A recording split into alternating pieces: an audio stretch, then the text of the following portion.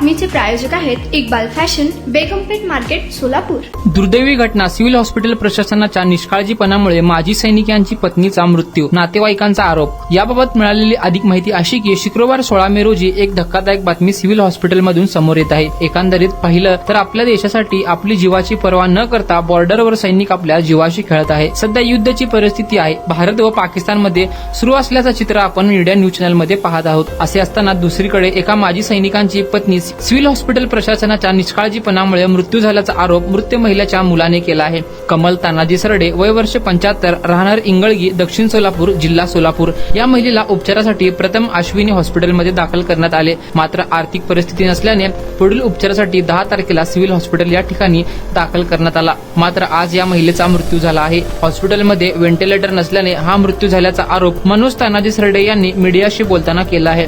एवढेच नव्हे तर ब्लड टेस्टिंगसाठी माझ्याकडून 400 रुपये पण घेण्यात आले आहे, अशी खळबळजनक माहिती मनोज सरडे यांनी दिली आहे। यावेळी मीडियाशी बोलताना नेमकं प्रकरण आहे तरी काय, चला पाहूया। नमस्कार, माझं नाव मनोज तानाजी सरडे। मी मिलिटरी मॅनचा मुलगा। काय कारणामुळे 6 तारखेला सकाळी 5:10 माझ्या आईला, जे ज्येष्ठ नागरिक आहे, वय आहे 75, त्यांचं हार्टला आणि ब्रेन हॅमरेज झाल्यामुळं मी त्यांना अश्विनी हॉस्पिटलमध्ये ऍडमिट केलेलं आहे। तिथं ऑपरेशन झाल्यानंतर माझी अवस्था अशी आहे की माझ्याकडे पैसा नसल्यामुळं मी तिथं 5 दिवस ठेवलं। खूप तिथं बिल व्हायला लागलं, म्हणून तिथून डिस्चार्ज घेऊन सिव्हिल हॉस्पिटल आपले सोलापूरचं तिथं ऍडमिट केलं। आम्ही 10 तारखेला ऍडमिट केलं सिव्हिल हॉस्पिटलला। 10 तारखेला मी अश्विनी हॉस्पिटलमध्ये डिस्चार्ज घेतलं आणि 10 तारखेला रात्री 11:30 वाजता अश्विनी आपल्या सिव्हिल हॉस्पिटलला मी ऍडमिट केलं। मग तिथं त्यांच्यावर उपचार होत होते, पण काय कारणामुळं त्यांच्याकडे औषध गोळ्या नसल्यामुळं, त्यांच्याकडे मेडिकलचं जरा प्रॉब्लेम असले आणि जे रक्त लॅब टेक्निशियन नसल्यामुळं माझ्याकडून काय थोडे पैसे त्यांनी घेतले। नियर अबाउट 400 रुपये त्यांनी घेतलेले आहेत। ती बी सिस्टर होती, रात्री सिस्टरनी घेतलेली आहे। आणि नंतर ब्लड रिपोर्ट आणायसाठी बाहेरनं सिव्हिल हॉस्पिटलमध्ये असून मला पैसे द्यावे लागले। या कारणामुळे इथं त्यांच्याकडं रात्री आज सकाळी 5 वाजता माझ्या आईला व्हेंटिलेटर आणि काय ते लॅबसेट आणि मॉनिटर सगळं 5 वाजता जाऊन बघितलं तर बंद आहे। मग मी तिथं नर्स आणि सिस्टर, डॉक्टर सगळ्यांना सांगोस तर कुणी तिथं त्या टायमाला नव्हतं।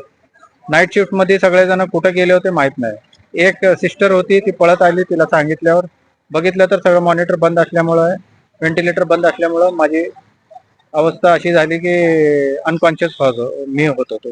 त्यामुळं आईला बघितलं तर आईची मृत्यू झाली होती। मग त्या कारणामुळं मी ह्या सगळ्यांना आता पोलीस केस करणार आणि FIR त्याच्यावर दाखल करणार। आता इथं DN वगैरे जे कोण मोठे मोठे अधिकारी आहेत, मला न्याय मिळवून द्यावं अशी माझी अपेक्षा आहे। आणि ह्याच्यामध्ये इथं स्वच्छता तर बिलकुल नाही आहे हॉस्पिटलमध्ये। राहायला तिथं बसलं तर तिथं पंखे नाही आहेत, कॉरिडॉरमध्ये इतका घाण आहे। तर तुम्ही डीन साहेबांकडे तक्रार वगैरे केली का? नाही, अजून तर नाही। आता मी इथून चालू करणार आहे सगळे।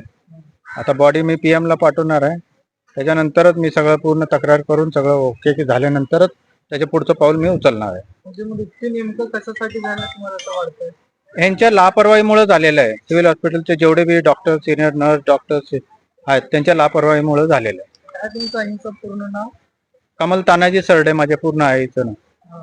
ते मिलिटरी मॅन होती, रिटायर्ड, आणि विधवा होती। राहायला कुठं? राहायला आम्ही साऊथ सोलापूर, दक्षिण सोलापूर, इंगळगीचे रहिवासी। आमचं शेत घर सगळं तिथं आहे। आता काय तुमची मागणी काय नेमकी?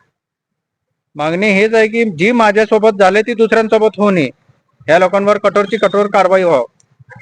म्हणजे ते 400 रुपये त्यांनी घेतले, त्यांना घेण्याचा अधिकार वगैरे आहेत का? तुम्ही नाही, त्यांना तर कुणालाही कुठले अधिकार नाही आहेत असं पैसे लोकांकडून, जनताकडून, आम जनताकडून घ्यायचे। ठीक आहे, पण त्यांनी घेतलं ती त्यांची चुकी झालेली आहे, ती त्यांनी मान्य केलेले आहेत। आता तुमचं पुढचं नियोजन काय करणार? नियोजन मला त्याच्यामध्ये न्याय पाहिजे, एवढीच माझी विनंती आहे। न्याय म्हणजे नेमकं काय पाहिजे? म्हणजे माझी भरपाई जी झालेली आहे तेवढी भरपाई द्यावं मला। भरपाई दिली तर ठीक, नाही दिली तर मी इथं बसून आंदोलन करणार। तुमचं नाव? माझं नाव मनोज तानाजी सरडे। माझ्या आईचा मृत्यू झाल्यानंतर जे कोण याच्यावर जिम्मेदार आहे त्यांच्यावर कारवाई होणे हे न्याय मिळवून देणं एवढंच माझी विनंती आहे. तुम्हाला पाहिजे एक उत्तम विवाह कलेक्शनचा अनुभव? सोलापूरमध्ये एकाच ठिकाणी सर्व काही मिळायला हवंय. आमच्या इक्बाल फॅशन मध्ये मिळतंय तुमच्या विवाहासाठी सर्व काही. लेहंगा, साडी, मटेरियल, रेडीमेड आणि मुलांसाठी स्पेशल वेअर. प्रत्येक गोष्टीत दिली आहे खास सजावट, आकर्षक डिझाईन्स आणि दर्जा, आश्चर्यकारक डिझाईन्स आणि कस्टमायझेशन सह तुमच्या लग्नाचा दिवस खास बनवा. आणि हो, आमचं मोठं कलेक्शन तुमच्या सर्व गरजा पूर्ण करेल. आकर्षक रंग आणि स्टायलिश डिझाईन्स फक्त इक्बाल फॅशन मध्ये. इक्बाल फॅशन सोलापूरचं अग्रगण्य विवाहासाठीच्या कलेक्शनसाठी आणि तुमच्या सुंदर दिवशी आणा इक्बाल फॅशनचा स्पर्श. मग आताच भेट द्या इक्बाल फॅशनला. आमचा पत्ता बेगमपेठ मार्केट, सोलापूर.